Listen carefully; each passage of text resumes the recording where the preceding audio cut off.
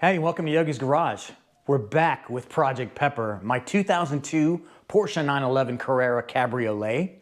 If you've been following along, you know that we're working on the body at this point. We've got a lot of rust to cut out and weld in some new pieces. If you're new to the channel, welcome. You're in for a treat. I've been working on this 2002 Porsche 911 off and on since 2021 of last year. It's actually been a year since I bought this car. And if you're a car aficionado, a car fanatic, you know the market's really tough right now. Buying and selling really is pretty much the easy part, but buying used cars, new cars has been very, very difficult and very, very expensive. So I've been hanging on to this car and doing more work than I intended to do because of the market. So I'm gonna hang on to it and freshen it up, which is why this car is getting a 4-liter bored out engine instead of its original 3.6. So that's a pretty good bonus there, although it costs a lot of money. Be sure to watch my previous video so you can learn how much exactly it cost me to have that engine redone. But that's not why we're here. We're here to talk about welding, MIG welding, and MIG welding sheet metal. And for you welders out there, you know sheet metal can be very, very challenging because of its relative thinness. And it takes some skill to not blow through or burn through the metal, which I'm still kind of learning. But also I'm going to be learning how to fill in spot welds, which is going to be challenging, and then some smaller drill out holes that I'm going to need to fill in with maybe some add-on metal. But I don't know. That's all in this video. We're going to figure this out. But what I want to show you here is where we left off, right? So here's the piece that I cut out of the donor. And if you recall, the donor I got months and months and months ago from almost a year, dang, it's been about 8 months, from a junkyard all the way out on the East Coast. I can't remember where, but it was very expensive to get here, and I've kept it here for this long, and I finally cut out the piece. So this is the rough cut of the piece that I'm going to be filling in. You notice it's not a rectangle, because, and then again, if you see my other videos, you'll know why, because this is basically where the rust was at the worst. I've already cut all that out, and now I'm ready to put in the new piece. But before I can do that, I got to do a couple of things. First and foremost is I got to get it fitted perfectly. We're doing what they call a butt weld, and a butt weld is basically 2 blunt ends of metal, in this case sheet metal, together, right, like this, and then you weld along the seam. There's no overlapping of metal in this project. So I got to get that going. So after I get that sized, then I got to come back and I got to clean all of this rubberized undercoating, which is what's underneath all the Porsches that have come out during this model year. And I got to get to the bare metal on both sides, as well as the bare metal on what's left of the floorboard in Pepper, my Porsche. So that's going to take a lot of grinding, a lot of respirator use. So we're not quite there to welding, but luckily, due to the magic of editing, you don't have to sit through all of the grinding and stuff. I'm gonna give you some flashbacks, some time lapse, all my Yogi magic, and we'll get right to the welding. So with that, let's start by sizing this up. I attempted to cut with my angle grinder, and I lost track of the disc, and I kind of angled off here.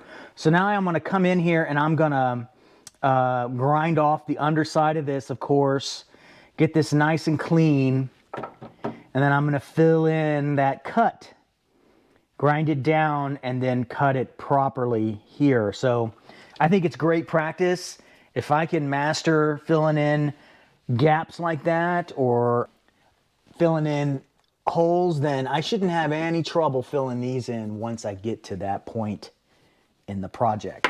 So let's get to cleaning this up so I can resolve this problem that I created. I got myself a donor piece here so that I could practice filling in slits similar to what I created in the car.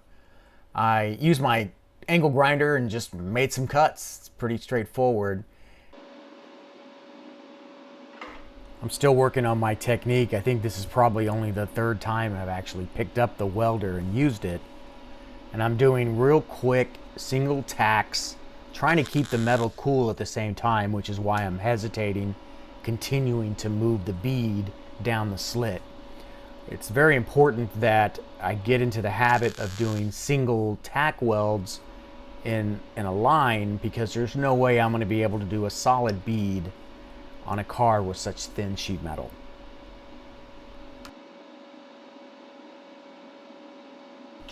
I'm still having some issues with blow through. Got my electric blower here helping keep the metal cool.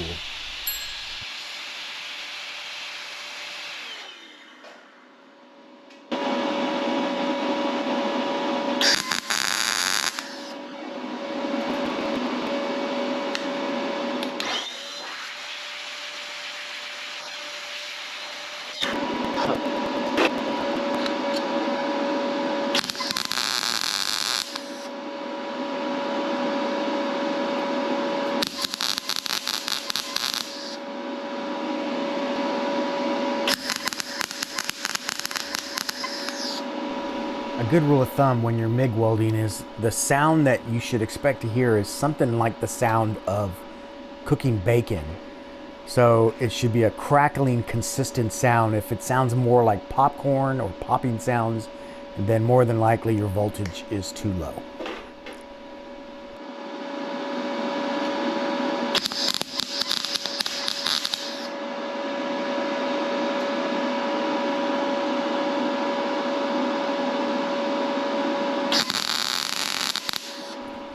I don't know if you noticed that, but there was a major blow through, and you can see the sparks flying out the underside of the donor piece. Let's see that again in slow motion.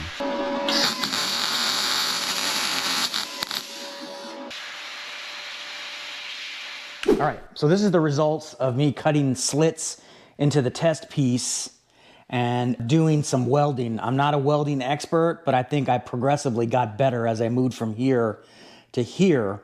The big problem with thin metal is that you can blow through it really easy if your voltage is turned up too high. A little bit of splattering there because I'm still kind of dialing in the feed of the spool of wire. And it seems like when I release the trigger to stop welding, the spool comes out, it continues to extend for a brief moment, and I have to continually clip it off. As far as the weld itself, you may have noticed in the video that I was shining a light from underneath to make sure that no light is escaping from the weld. All right, so what I need to do now in order to test this, in order to continue to test this, is to now get my die grinder and take this down and see what it looks like after I've grinded it down to make it look more natural. Let's do that. Okay, there we go. Not bad for my first true attempt. I have a few little holes here that I need to deal with, especially that big one right there.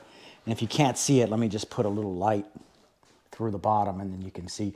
And this is kind of what you want to do, right? You want to shine a light through it so you can see where the holes are at, and then you can touch it up. You just keep the metal nice and cool. That's the trick, right?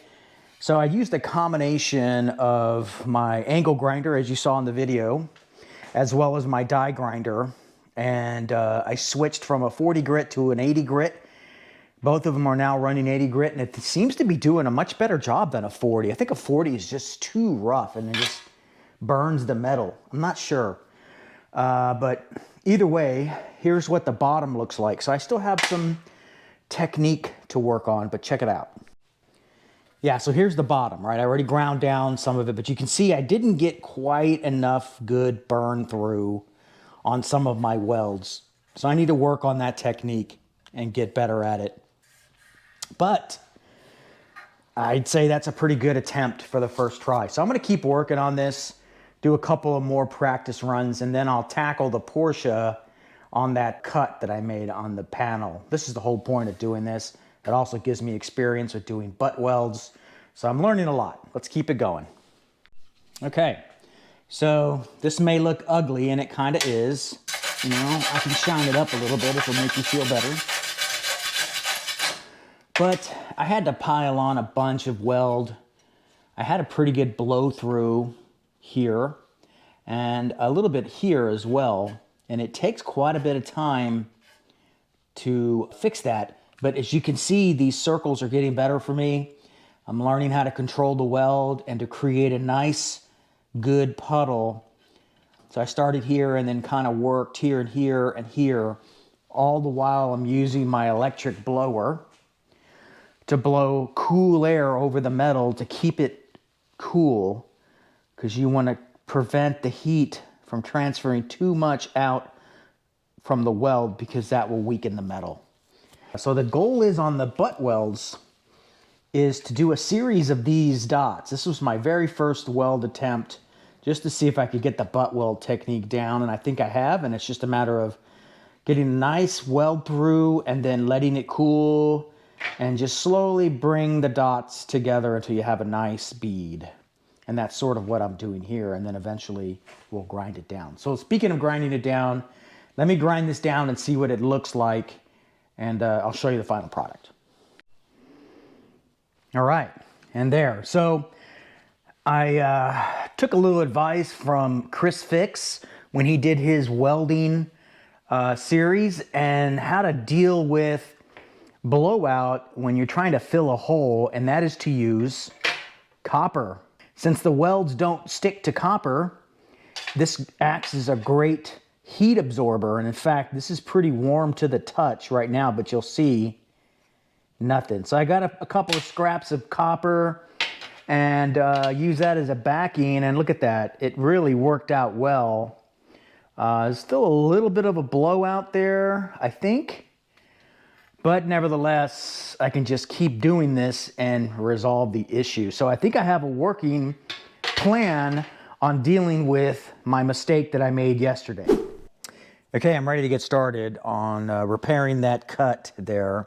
I'm using some copper as a backing plate, as I mentioned, to help dissipate the heat, as well as preventing blowout through the thin sheet metal. On top of that, I have my electric blower here to help keep the metal cool. I've grounded my welder, ready to go. I've got my tools here. I'm gonna give it a couple of shots.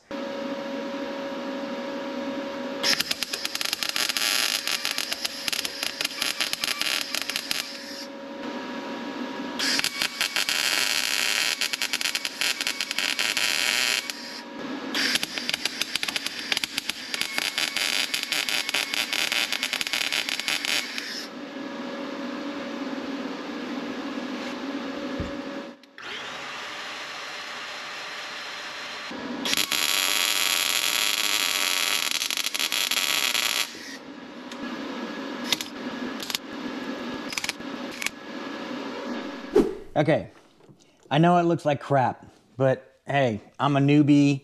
I know I have some blow-throughs, but I am cutting on this line here, so I'm not sure if I need to.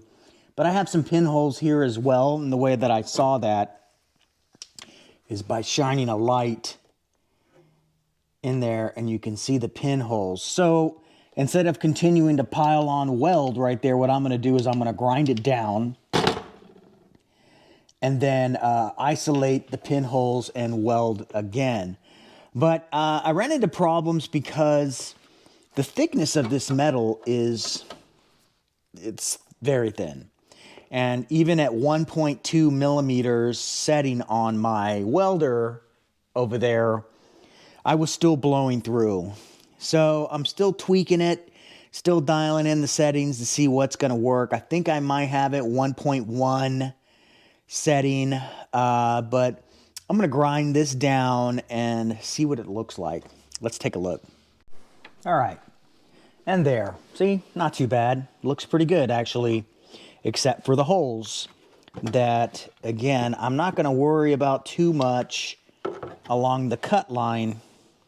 And you can see the cut line in the Sharpie, but these two pinholes right here where my thumb's at, I'm gonna address those with a quick little zap and see if I can fill those in without blowing through. All right, there, I have a light underneath, so you can see that the pinholes have been filled.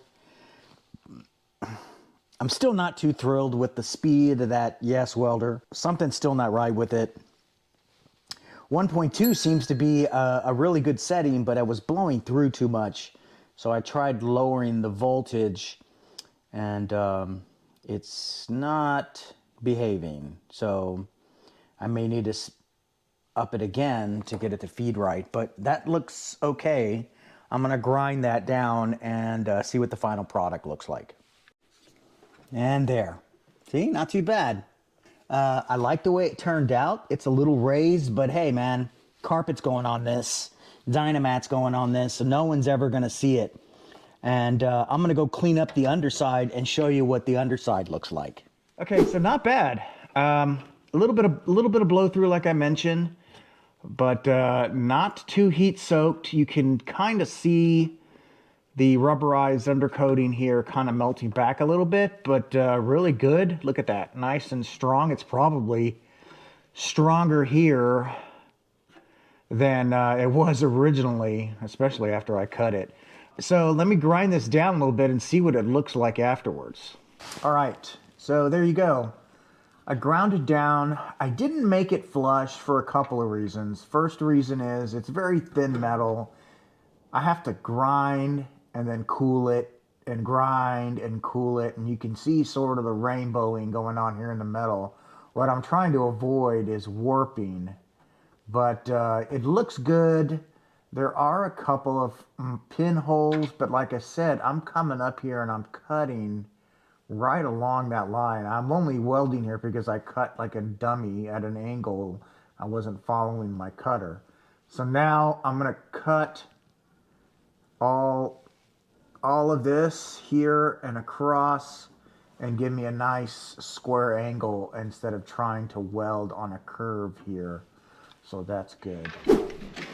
And this is what I originally intended to do, was cut a straight line and get that curved section off of the car, but like I said, I ended up cutting at an angle and had to weld it all back together.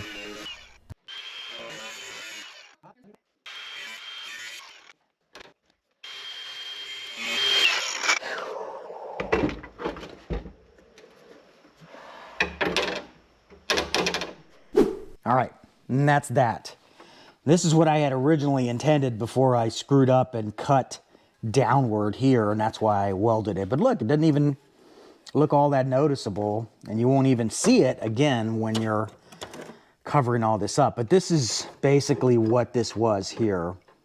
It's set like that. What I had decided to do is to do myself a favor and find an area where I'm not dealing with vertical or curves or anything like that. I want to keep things as square and simple as possible. I think I accomplished that, and you saw my work with the angle grinder. I had to get down on my knees to get a better angle to see the line. It's what I should have done originally, but nevertheless, it's done. Now I can continue the grinding here on the edges and get things nice and square. I may use my flap disc on my angle grinder here to take care of these bigger curved pieces that need to be squared off. But it looks good. We're making some really good progress. All right, I thought I was done with cutting, but it doesn't look like I am. After further investigation on this corner piece right here, I've determined that it is just way too thin to expect a proper weld. In fact, if you can see how easy that is to bend. I don't have the same issue here, even with the cut. You can see that it's not very pliable compared to this. So I'm getting really close to deciding just to come in here and cut all of this out and replace this. But I'm going to go one more step in, and I'm going to take this line in and take it about halfway on this raised area and cut it right there. And I think it's going to be okay because this area here is way thicker than this. It's just the rust ate too much of the material. So I'm going to come in and just see what this looks like. Okay, we're on my workbench here, and here's the piece that I cut out. If you recall, it's like this. This is that weak corner right here. But you can visualize the thickness there. And for those of you who are welders or mechanics and know how to weld, you know that's about 18 gauge right there. But take a look at this. Look at how thin that is compared to that. So here is a thickness gauge, and we'll look at the super thin area here, and you can see 22 gauge, no, excuse me, 24 gauge, no issue. All right, let's take it to, again, this is just metal. So let me do it here where there is no burring. Let me clean this burring up real quick. All right, I had to clean the burring up a little bit so you can get a proper measurement here. If I had to guess, I'd say that right there is about between 18 and 20 gauge. And here's 20 right here. See, 18, 20. So about 20 to 21 gauge thickness compared to 24. Wow. Yeah, so I didn't really have much of a choice. This here is just, look at that. So brittle. Compared to this side where the water did less damage. This was underneath the Dynamat, or the sound dampening. And look at that. I cannot bend that compared to here. All right, this is what we're dealing with. I've cut out all of the infected, badly infected metal. Most of it was so thin that I had to continue to cut more than I wanted to, especially right here in this area here. The metal was really just too thin to do much with. You're looking at about 18 gauge all the way around. Some areas, they're double. So I'll need to take that into account and maybe use a hotter weld in this area because it's lapped on this part. But all in all, there's still a lot of cleaning to be done, as you can see. But the first thing we got to do is size it up and get this donor piece to fit properly. And what that entails is getting it to fit just like that, you know? So it's got to fit like that so I can butt weld it. But that ain't happening because during the cutting, I actually cut more than I needed so that I can trim it up. You want to overlap it, right? You can't add material to this, so it's better to oversize it and then cut it down, obviously. So I'm going to get this all ground down. What I'm going to do is I'm going to get this perfectly aligned and then fasten it to this metal somehow, or maybe get Yogi Mom to come out here and hold it in place while I'm underneath tracing out the next cuts that I'm gonna make to get this thing to fit. I'm gonna double, triple, quadruple check everything at this point before I start cutting, because this is where things can get messy and out of hand real quick. All right, this is what the underside looks like on this donor piece. And you can see the outline color here that I chose to indicate where I need to cut. The goal is here to get as close as possible to the line, but not get to the line, because I want to be able to dial it in, right? Because this is where the marker could reach on that line. So if I cut it on the line, I fear that I'll leave too much of a gap when I'm cutting it. So the plan is to just, you know, cut on the outside of the marker line, and that should give me the room that I need. We'll see. All right, I've got my respirator on, so I'll sound kind of funny. But the goal is here to cut this line. I'm going to try my tiny little 3-inch grinder and see if I can get through this rubberized undercoating. Let's see. So I'm going to cut over here.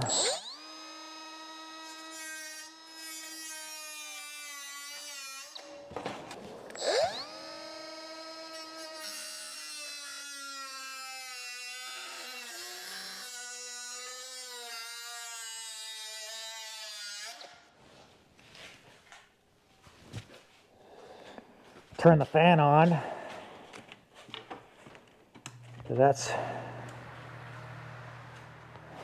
pretty smoky. And I'm going to open the garage door.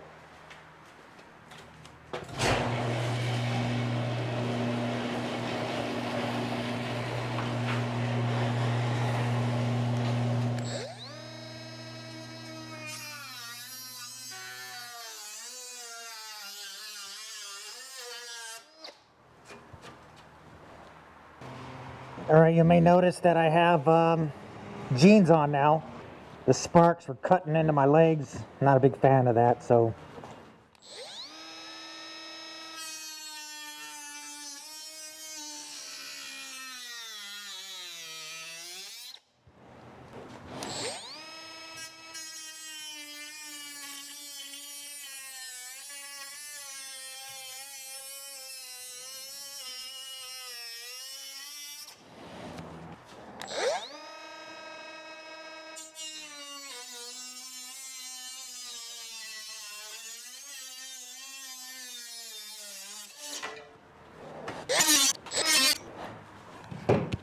All right, it's coming along. You can see that I have most of it in place.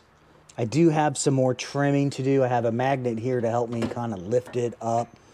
And then I have some magnets here as well. But you can see that it's lining up pretty well. I think I need to trim this up a little bit more here before I touch anything on that side to line it up. So I'm gonna do that and take the edges off on this side before I go any further. Okay, as part of the additional steps to get this thing ready, I gotta grind off all of this rubberized undercoating that's on this car. And I've got these here that'll do a great job with stripping them. This is like a resin-coated 3M Brillo pad, if you will, but it works great. It really gets in there and just melts away. It just melts away the rubberized material. Let's take a look.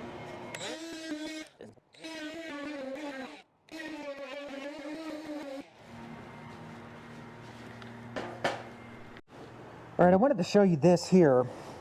I used the wire wheel here to work on this area, but you can see that it does really good on getting the rubber off, but it does not take the paint off without more effort.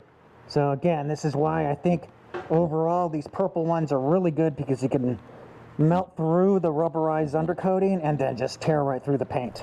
Since I started cutting the metal, I've been finding these tiny little fingernail shaped pieces of metal all over my floor, and I know what it's from. It's from using the nibbler tool as part of my trial run between different types of cutters. Well, nevertheless, I'm finding these all over the garage, and it's cutting into our feet. It's showing up in the house. So we devised a way of using our large magnet to pick up these little pieces all over the garage, and you can hear the little pinging sound as the magnet picks it up.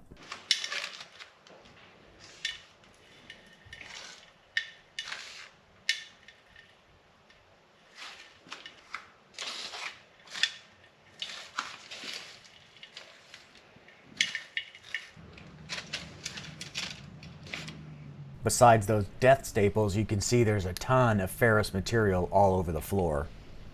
The Ziploc baggie was Yogi Mama's idea. It's a much easier way to handle getting all that ferrous material off your magnet. This has been another Yogi's Tech Tip. Okay, I did most of the final preparation off camera, but here I just wanted to show you the underside of the floorboard and see that not only did I have to clean off the rust on the top, but I also had to scrape off the rubberized undercoating as well as the primer and paint to get to that shiny metal you see there. The only real effective way of getting all of the rust out of that pitting is to use a wire wheel brush. And even then, as you can see, it's almost impossible to get it all out without taking metal off, which is what I'm trying to avoid since it's so thin. Okay, so we're just about ready to start welding, but I got a few other things that I need to do. Unfortunately, I cut the donor piece on one edge incorrectly, like I was really hoping I wouldn't, but I did.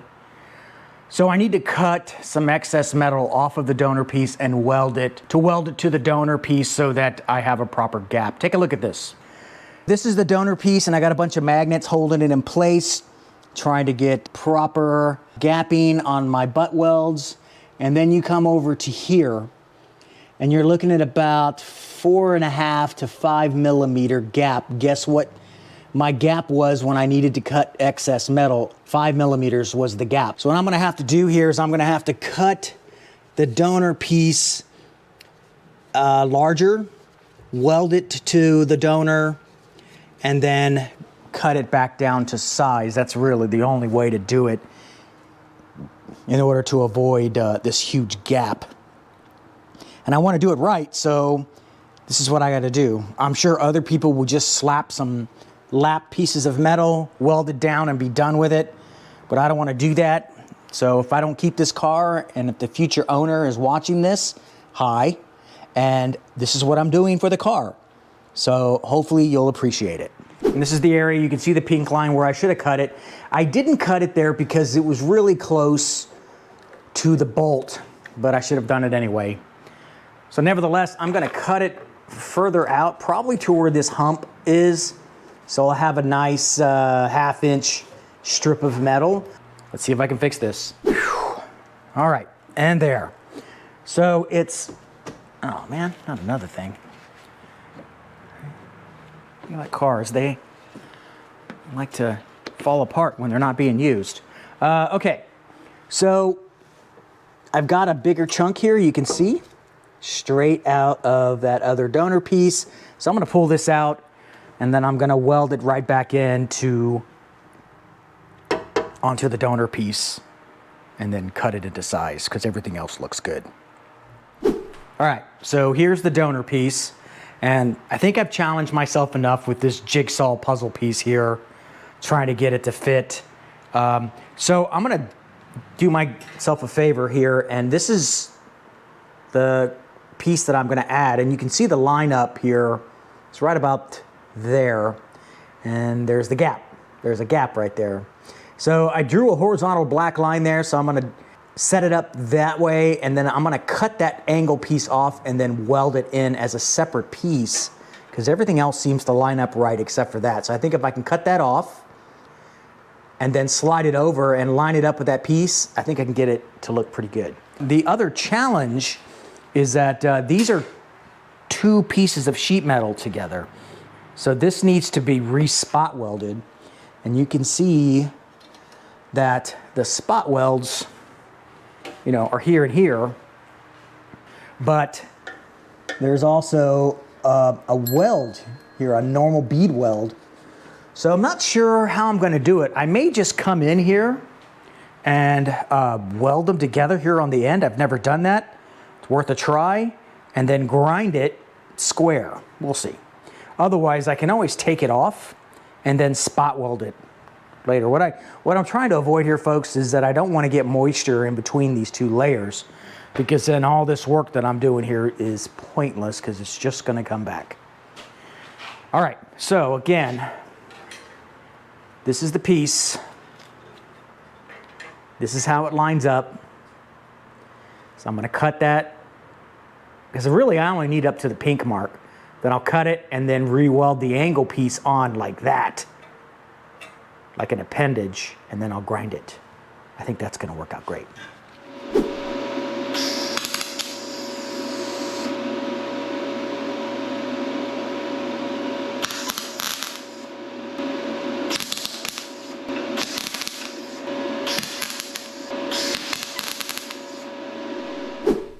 Okay, and there. Got a couple of blow throughs. This one here, and this one here is a little bit of a blow through. That's a good tack, although I could have turned the voltage up on this one, because it's a double layer. So I'll have to keep that in mind when I come back in here with the permanent welds here to make sure I up the voltage there. But here's not too bad.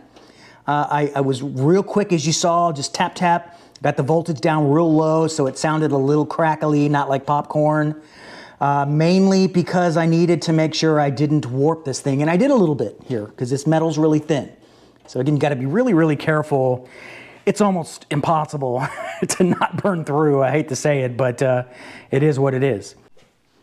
And there. All right, I did the welding off camera. You saw what I was doing, but you can see the angle now here, here, and here, and here.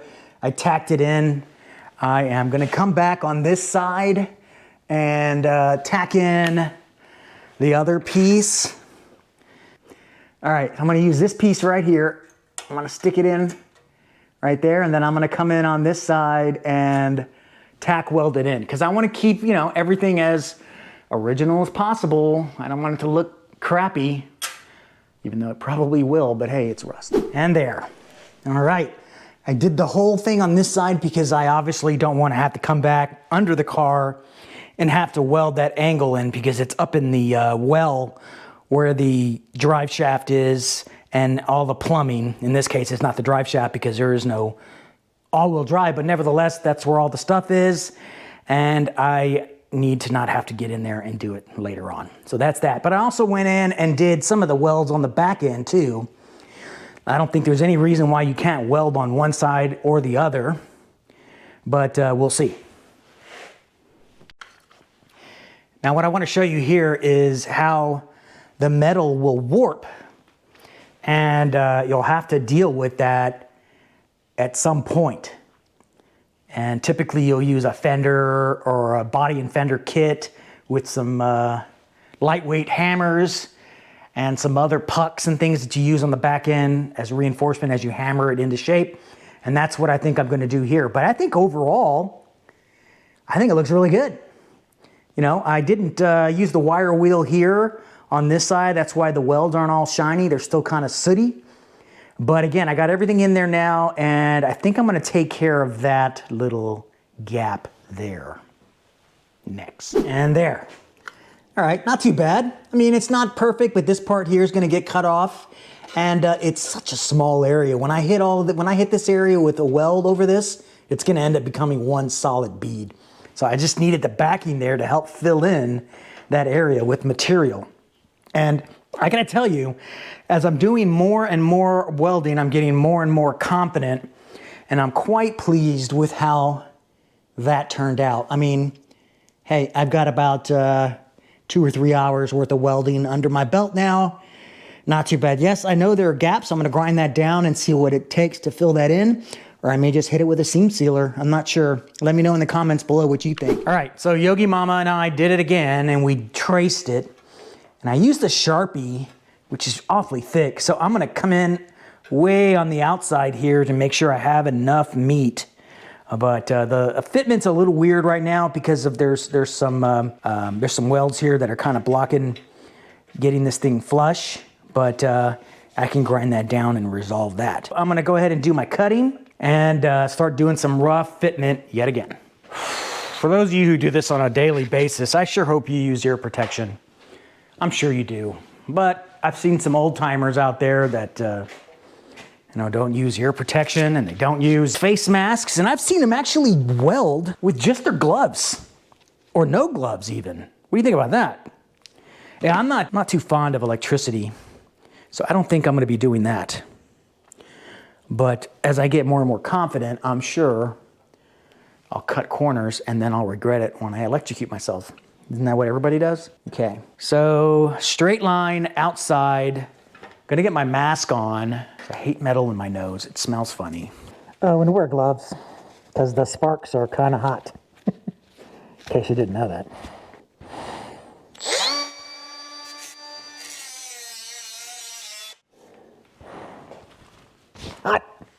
Hot metal.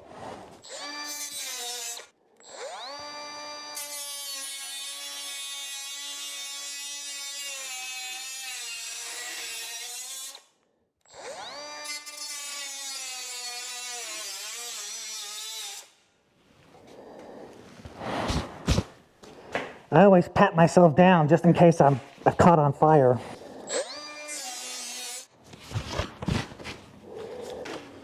And I wear a hat. I'm not a Saints fan, by the way, my son is, but I wear a hat to keep that metal dust from getting in my hair. Sometimes I get so tired when I get off of work or off of my second job here at Yogi's and don't take a shower.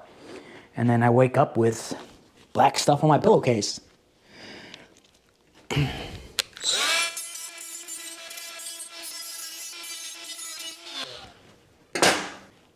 Okay, so let's see what that looks like in the car. All right, there you go. And I think it fits really well. There's some bending that I'm gonna have to do here, and it looks like this corner here is still not quite right.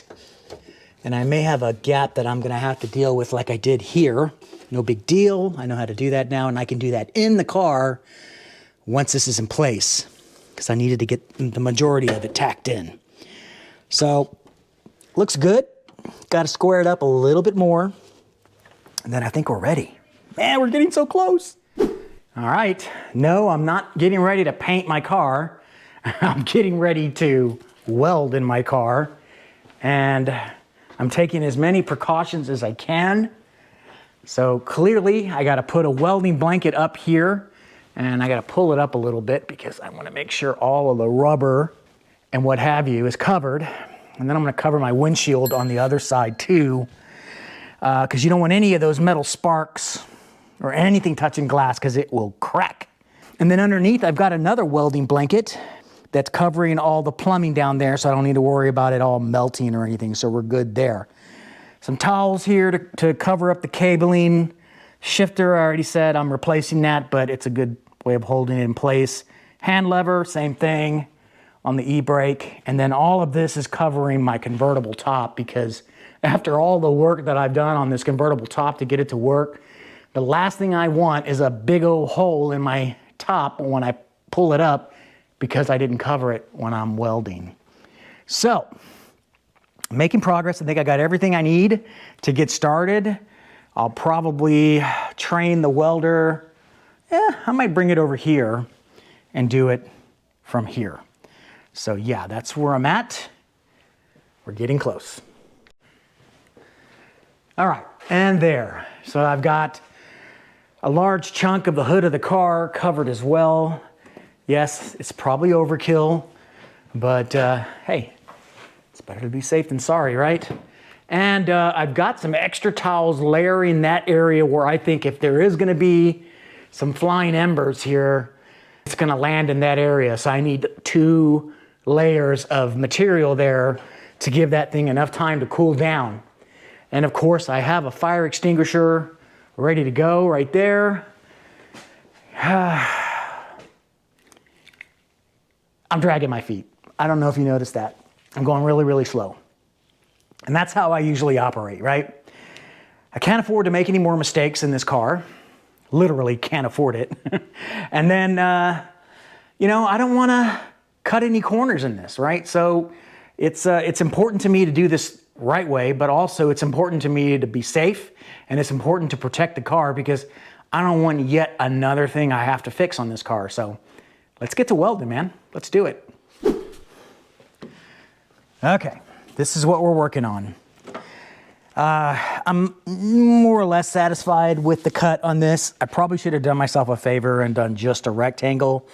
But hey man, this car's been nothing but a challenge for me, so why not give myself some more self-inflicted challenges and do it that way. So there's a big gap right here. I'm not too worried about that because this whole curved part's got to come up a little bit.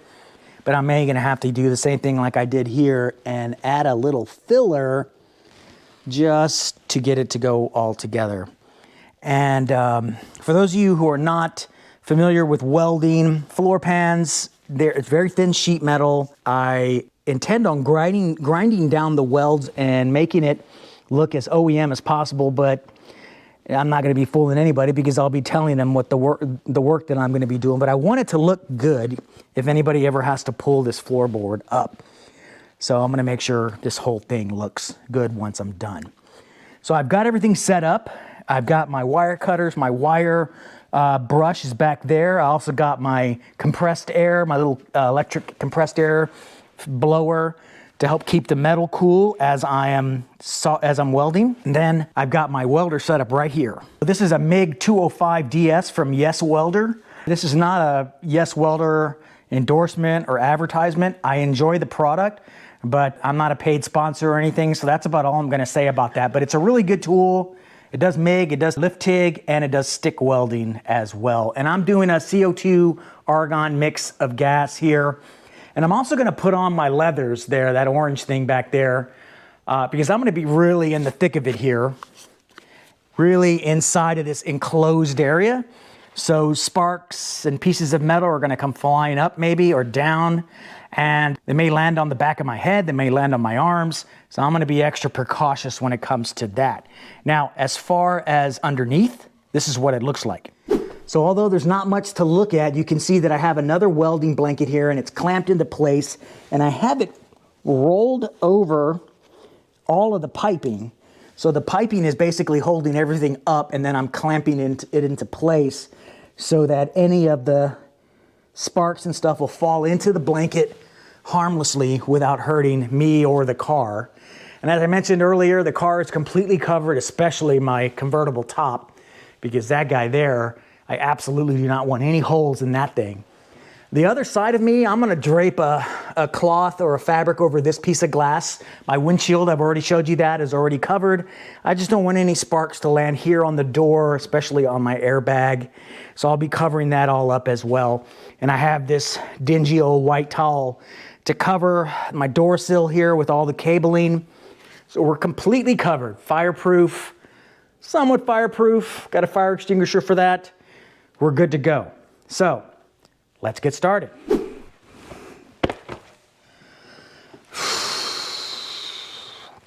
It's very claustrophobic in here. Kick on the gas.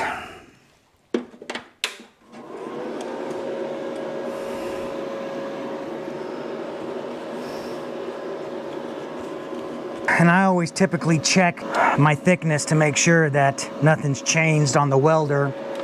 It's a good rule of thumb, at least from what I've seen. For those of you wondering, the ground on this one, there's a huge mounting bolt underneath in this area. So I'm grounding from there instead of up above. We'll see if that works. So the goal here at first is just to tack weld to hold this thing in place. I'm gonna do it a couple of different spots and check it, and then of course let it cool off because we're talking about very, very thin metal. So let's get going here. Like, is my arm in danger? In danger? Maybe. I don't know. Let's find out. I'm more worried about the car, so I also like to verify the gas because it's way high. Perfect.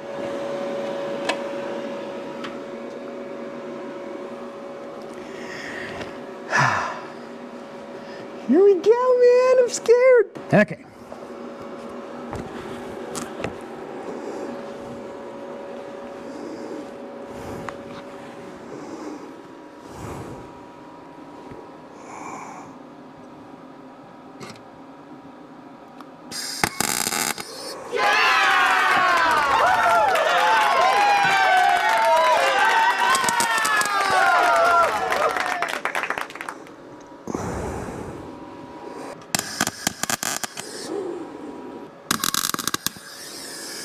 Ooh, that sounded like a blow through.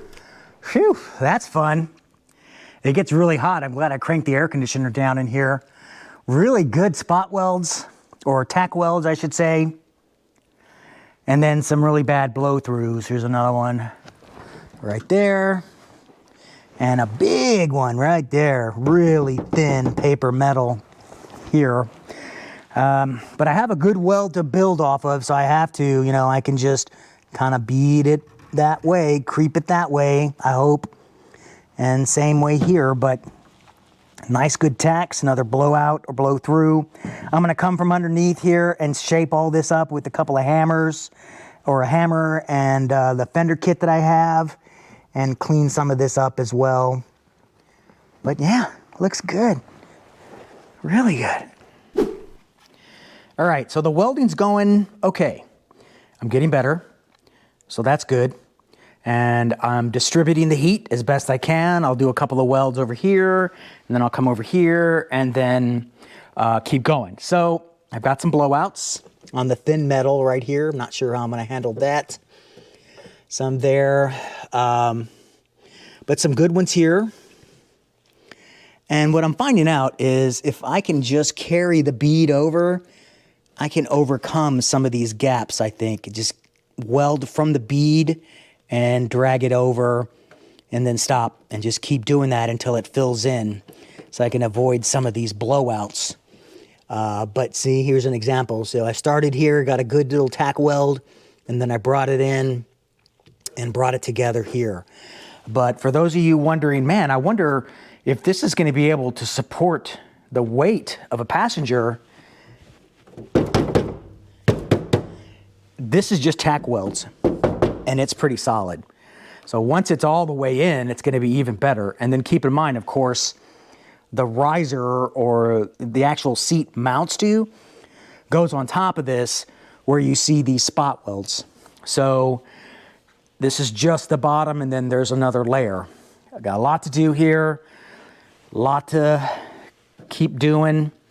I'm gonna scrape some of these down with the wire wheel as I continue to extend the bead. Lots of work. Wow.